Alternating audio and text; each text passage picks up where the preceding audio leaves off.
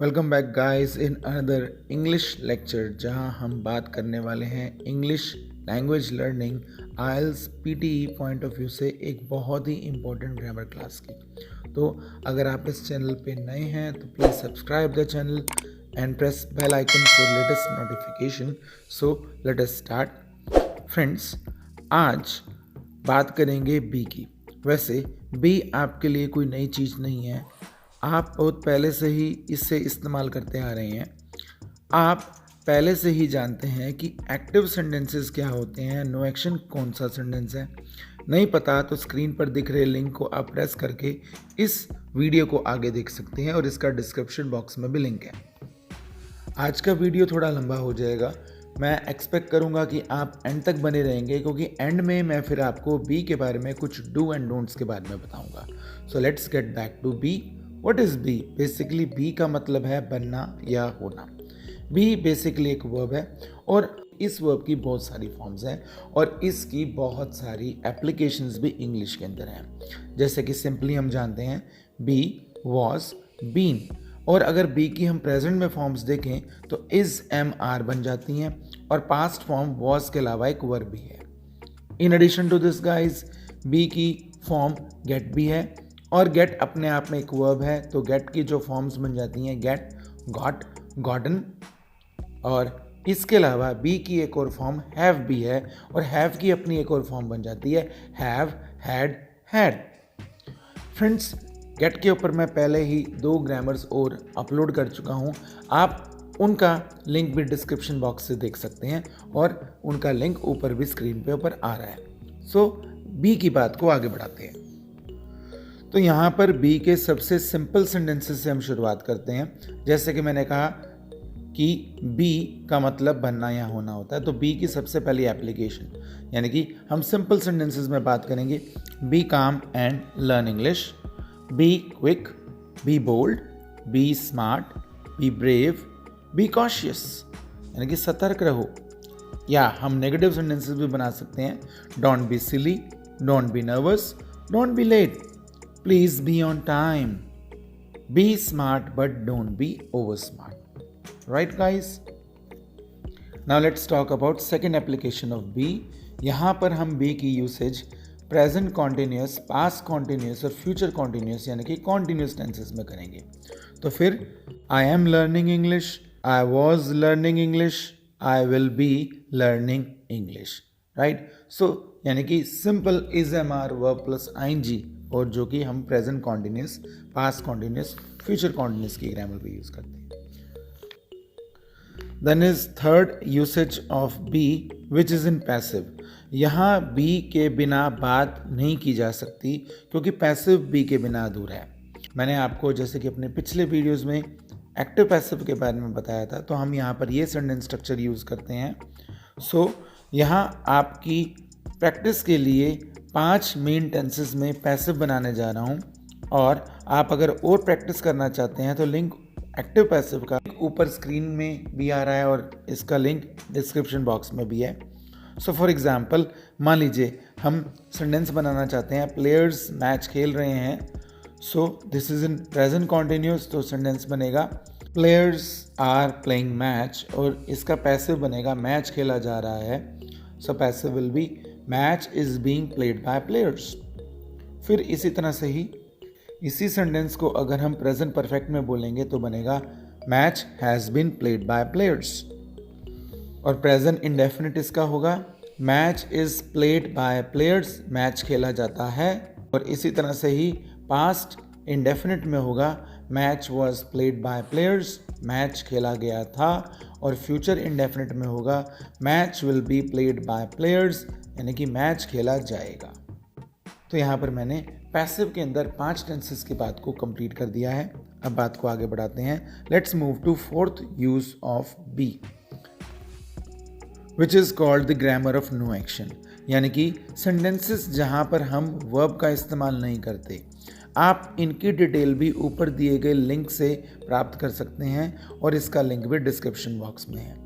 साधारण बात करूं तो मैं सेंटेंस बनाऊंगा मैं खुश हूं यानी कि आई एम हैप्पी, और इसी बात को अगर मैं पास्ट में कहूँगा आई वॉज हैप्पी, मैं खुश था, और अगर फ्यूचर में ये बात जाएगी तो आई will be happy. Situation condition के अकॉर्डिंग मैं पास्ट में और फ्यूचर में बी की अलग अलग फॉर्म्स को यूज़ करूँगा। Right, so this is grammar of no action. Let us move further. Sentence formation में प्रपोजिशन टू के बाद आप 70% केसेस में वर्ब की फर्स्ट फॉर्म को इस्तेमाल करते हैं। वैसे आपकी जानकारी के लिए 30% केसेस में वर्ब प्लस आईएनजी भी होता है। इसके ऊपर आप अगर और जानकारी निकालना चाहते हैं तो इसका भी लिंक ऊपर आ रहा है और ये लिंक आपको डिस्क्रिप्शन बॉक्स से भी मिल सकता है। खैर, इसी बात को आगे बढ़ाते हैं। सो जो मेरा पॉइंट है वो ये है कि अगर प्रपोजिशन टू के बाद हम कभी कोई नॉन वर्ब यानी कि नो एक्शन इस्तेमाल करें तो हमको टू और नॉन वर्ब के बीच में बी को इस्तेमाल करना पड़ेगा। अब जैसे कि मैं अर्ली बर्ड बनना चाहता हूँ, I want to be early bird. यहाँ पर I want be early bird या I want to early bird दोनों ही सेंटेंसेस गलत होंगे, क्योंकि बनना चाहता हूँ तो बी मुझे लगाना पड़ेगा। और इंग्लिश के अंदर मैं दो वर्ब्स यानी कि वॉन्ट और बी को इकट्ठा नहीं लिख सकता, इस करके मुझे बीच में टू को भी इस्तेमाल करना पड़ेगा। राइट, कुछ और एग्जाम्पल्स की बात करते हैं। I have to be emotional because I am family man. Next sentence, did you used to be shy in childhood? Do not try to be over smart. I hate to be late. Do you love to be singer? Does he like to be a celebrity?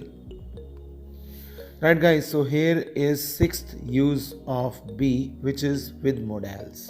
Modals के बारे में आपको पता ही होगा, जैसे कि हम can, could, should, will, may, might, must, would, इन सभी मॉडल्स को यूज़ करते हैं। अगर आप कभी भी मॉडल्स के बाद कोई भी नॉन वर्ब यूज़ करेंगे यानी कि नो एक्शन यूज़ करेंगे तो आपको भी बीच में बी लगाना पड़ेगा। For example, I should be early bird, मुझे अर्ली बर्ड बनना चाहिए। आई will be rich one day, मैं एक दिन अमीर बनूंगा। ही मे बी लेट, वो लेट हो सकता है। कैन यू बी क्विक, क्या तुम थोड़ी जल्दी कर सकते हो। Who should be next PM of India, किसे इंडिया का नेक्स्ट PM बनना चाहिए। I could be doctor, मैं डॉक्टर बन सकता था।